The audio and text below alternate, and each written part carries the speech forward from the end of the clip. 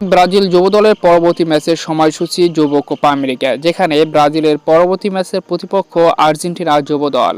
অনূর্ধ্ব-20 south America চ্যাম্পিয়নশিপের অলিখিত ফাইনালে মুখোমুখি হতে যাচ্ছে আর্জেন্টিনা যুব দল এবং ব্রাজিল যুব দল, যেখানে দুর্দান্ত এই ম্যাচটি কবে কখন শুরু হবে, কিভাবে দেখবেন, পরিসংখ্যান সহ বিস্তারিত থাকছে পুরো ভিডিওতে। আগামী 14 ফেব্রুয়ারি বাংলাদেশ টাইম অনুযায়ী সকাল 7টায় শুক্রবার ব্রাজিল অনূর্ধ্ব-20 দল মুখোমুখি হবে আর্জেন্টিনা অনূর্ধ্ব-20 দলের বিপক্ষে অনূর্ধ্ব-20 সাউথ আমেরিকা চ্যাম্পিয়নশিপের ফাইনাল রাউন্ডের চতুর্থ ম্যাচে।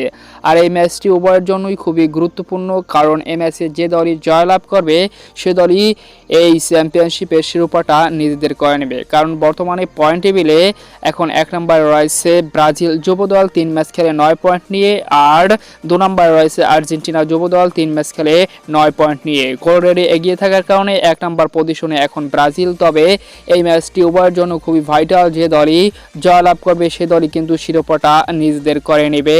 তো দেখা যাক শেষ পর্যন্ত কোন দল জয়লাভ করে।